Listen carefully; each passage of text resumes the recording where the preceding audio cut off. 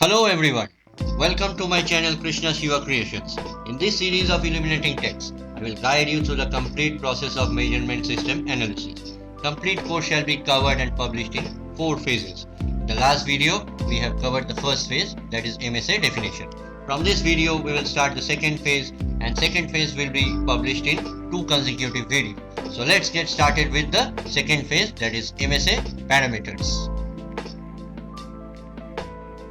Now, in MSA, there are 9 parameters. Some call it the families of MSA or principles of MSA or the MSA procedure. But what basically is, we need to understand the MSA parameters effectively, the fundamental concept of all these parameters. So, let's see what are the parameters. First is total variation. Next comes accuracy and precision, followed by uncertainty. Then is the resolution. After that is bias, that is followed by linearity, which is then followed by stability. Next is repeatability, and finally reproducibility. So one by one we will cover in this series of MSA parameters. In this video I will cover up to resolution, and in the next part of the video bias, linearity, stability, repeatability and reproducibility will be covered. Before understanding the total variation, we have to understand what variation actually is. Let's brush up. Though in the pictures we can see there are different creatures like snails, giraffes and tomatoes. They belong to the same species, but there are some variations of appearances. Like the snails have the different appearances, the giraffes has the different designs or different colors, tomato has different size and colors.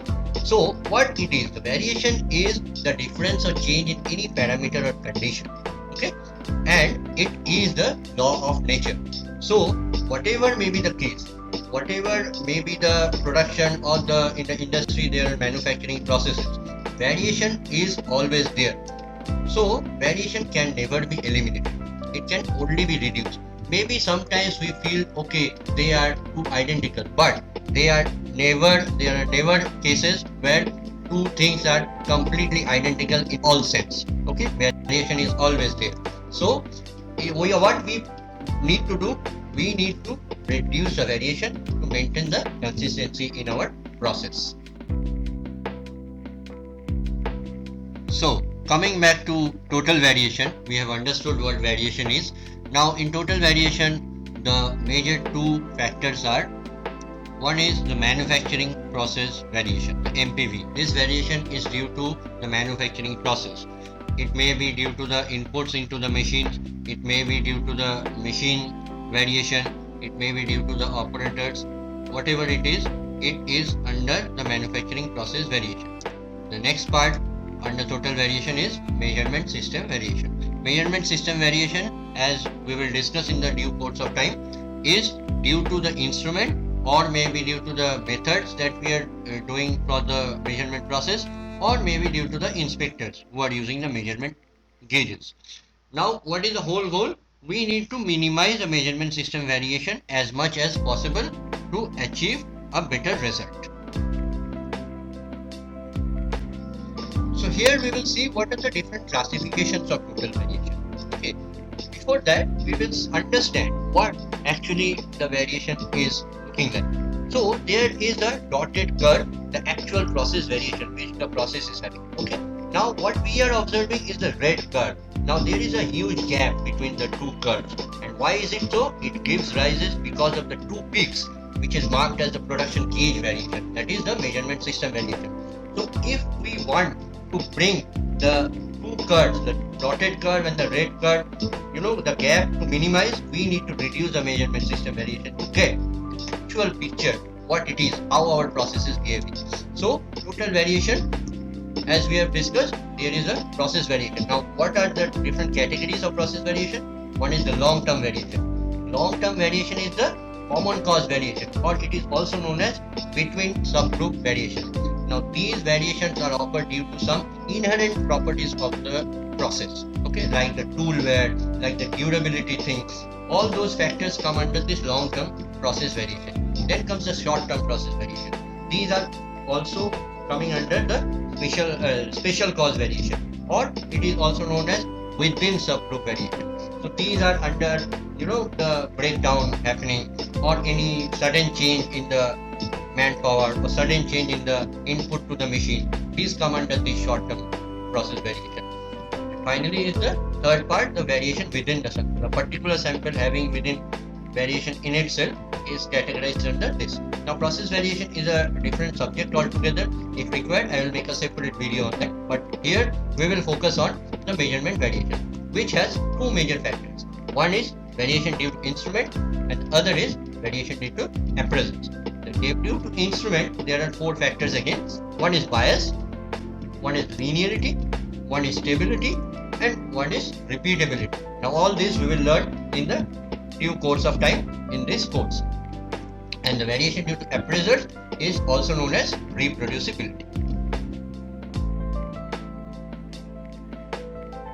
The measurement variation sources I have demonstrated here with an Ishikawa diagram under 6 major categories. One is measurement, the second is materials, the third is men, next comes the environment in which we are doing the measurements, then is the methods, the procedures we are using, and the machines. Okay, now I have mentioned here different sources of variation under different categories. There may be other sources which are not mentioned in this, but these are the major sources which gives rise to measurement system variation. Now we come to a very important topic, that is accuracy and precision. We will understand using a dartboard. The blue circle demonstrates the dartboard, that is the tolerance band. The yellow circle at the center is the target mean. The red dots are coming as the dart and is the reading. Now in the first case we see there are many darts or red dots which are outside the tolerance band and are also very scattered. Hence in this case it is not precise and not accurate. Let's see the second case. In this case we see all the red dots are coming inside the blue circle, that is within the tolerance band. Hence, but still it is very scattered. Hence it is not precise but it is accurate. In the third case, okay, the darts are coming very close to each other, but again it has moved outside the tolerance band. Some of the red dots are outside the tolerance band and they are at the boundary. So this is precise but it is not accurate. Now in the final case, after rigorous practicing, we finally achieved into the best case scenario wherein all the red dots are within the tolerance band and also they are very compact. So this is precise and accurate. So what is accuracy? Accuracy basically deals with the location. Basically deals with the location with respect to what? With respect to the reference or master value or target mean. Adherence to the target mean is the definition literally, that is the yellow circle in this pictorial representation. And accuracy is captured by bias, linearity and stability, which we will learn in the course of time. And what is precision? Precision deals with the spread. As I have mentioned earlier, the spread of the red dots, the ability of the measurement system to reproduce or duplicate readings. It shows basically the consistency, how consistent we are in taking the reading. It is the adherence to the process mean. Now what is process mean? It is the mean of the readings that we have taken. The red dots around the readings has a mean. That mean is the process mean. And the precision is captured by repeatability and reproducibility. Now comes an important topic, uncertainty. Uncertainty is a vast subject. If required, I'll make a separate video on uncertainty. There are different aspects of uncertainty. There are different types of uncertainty. Different calculations are also imbibed in it. But in this, we will get the flavor of what it is actually. So the true value is unknown or can't be known. This is the main thing of uncertainty. The true value, the exact true value under the highest magnification possible and the depth of the measurement, it cannot be achieved. We can only know the reference value. We can only go close to the true value, but not exactly to the true value. Now, the true value and the measured value, the difference is error. This we all know. The error is the difference between the true value and the measured value. We will see in a pictorial representation also.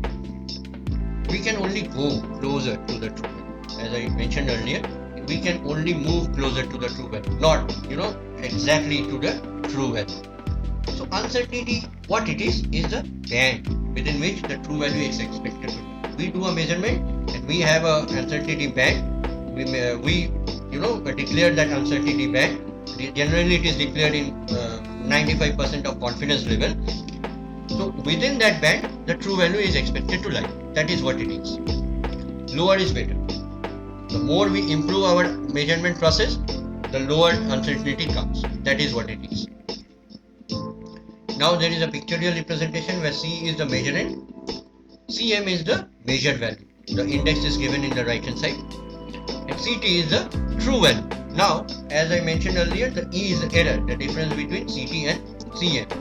Now Cm plus U and Cm minus U is the tolerance band, the uncertainty band. Okay.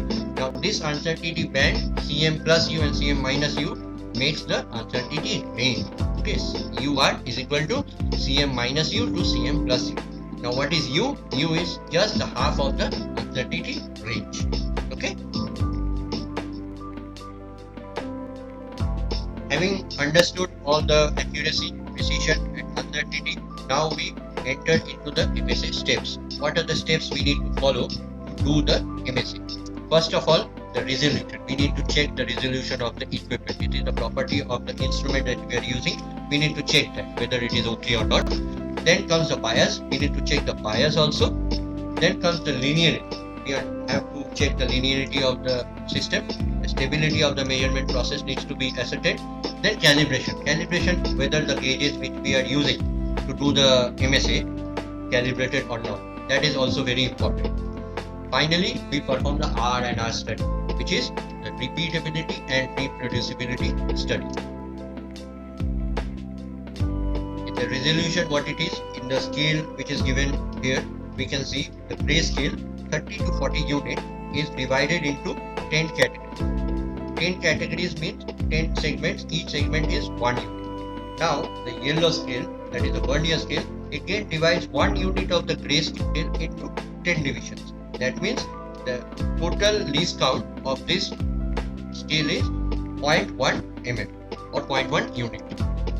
So what is resolution? Resolution is the minimum change or variation that can be captured by your instrument.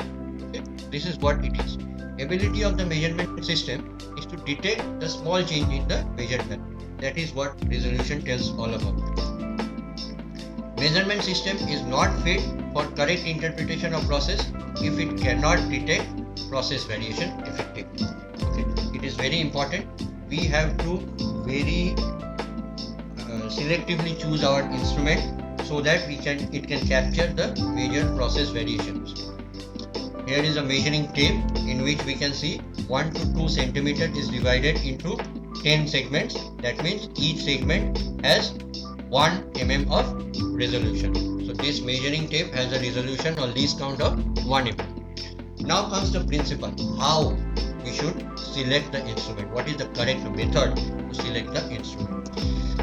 Previously we were in a product control approach. Okay, the product control approach wherein it states that the least count of the instrument should be 1/10 of the tolerance. So if we have a tolerance of 10 micron, we have to select an instrument minimum of 1 micron. Okay, sorry, maximum of 1 micron. It can be less than that, it cannot be more than that. Okay, but moving forward from the product control approach to process control approach, we have to select the instrument's least count as per 1/10 of the process variation. So this is used where we want to know that process variation. So the process variation, we know the value. The 1/10 of the process variation should be the least count of the instrument that we are using to do the measurement.